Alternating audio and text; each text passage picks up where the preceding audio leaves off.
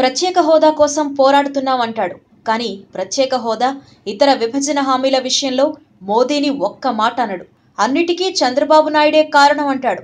ప్రత్యేక హోదా కోసం అవిశ్వాసం పెట్టాను అంటాడు. కానీ తన పార్టీలో రెండో స్థానంలో ఉన్న విజయసాయి రెడ్డి ఎప్పుడు చూసినా ప్రధానమంత్రి కార్యాలయం చుట్టూ చక్కర్లు కొడుతూ ఉంటాడు. ఇదంతా బహిరంగ రహస్యమే.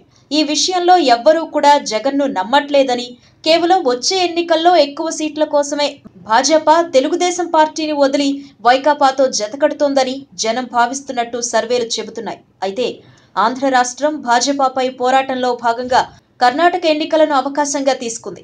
ఇప్పటి వరకు తెలుగుదేశం పార్టీ, కమ్యూనిస్టులు, ప్రజా సంఘాలు, ఎన్జీఓలు ప్రత్యక్షంగా పరోక్షంగా కర్ణాటకలో స్థిరపడిన తెలుగువారికి మోదీ ఆంధ్రప్రదేశ్కు చేసిన అన్యాయం వివరించడానికి అనేక కార్యక్రమాలు నిర్వహించారు, బహిరంగంగా విజ్ఞప్తి చేశారు. కానీ ఇప్పటి వరకు వైఎస్ జగన్ కానీ, వైకాపా నాయకులు కానీ ఎక్కడా కర్ణాటక ఎన్నికల గురించి పెద్దగా బయటపడలేదు.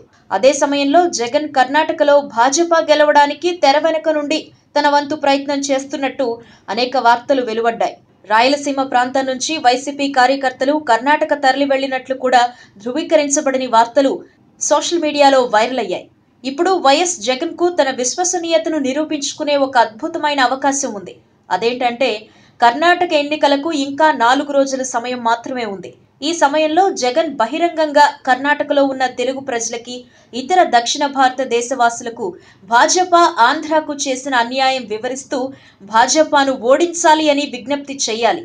ఈ విషయంలో 2009 ఎన్నికల ప్రచారంలో వైఎస్ఆర్ ఎలా అయితే తెలంగాణ ఎన్నికలు అయిపోయాక ఆంధ్రాలో తాను గెలవకపోతే ఆంధ్రులు హైదరాబాద్ వెళ్లడం కూడా కుదరదని భయపెట్టి అధికారంలోకి వచ్చాడో, తండ్రిని స్ఫూర్తిగా తీసుకుని జగన్ వ్యూహాత్మక పిలుపు ఇవ్వాలి. ఈ ఒక్క పని చేస్తే జగన్ భాజపాతో కుమ్మక్కయ్యాడన్న ప్రచారానికి ఎండ్ కార్డు పడుతుంది. అతను ప్రత్యేక హోదా కోసం నిజాయితీతో పోరాటం చేస్తున్నాడు అని ప్రజలు నమ్ముతారు. వచ్చే ఎన్నికల్లో భాజపాతో పొత్తు పెట్టుకుని ప్రత్యేక హోదా తెస్తాను అన్నా కూడా భాజపాపై అపనమ్మకాన్ని పక్కన పెట్టి ప్రజలు జగన్ వైపు మొగ్గే అవకాశం ఉంది. కానీ జగన్ చేస్తాడా? ఈ వీడియో మీకు నచ్చినట్టయితే లైక్ చేయండి, షేర్ చేయండి. మరిన్ని ఇంట్రెస్టింగ్ వీడియోస్ చూడడానికి మా ఛానల్ కు తప్పక సబ్స్క్రైబ్ అవ్వండి.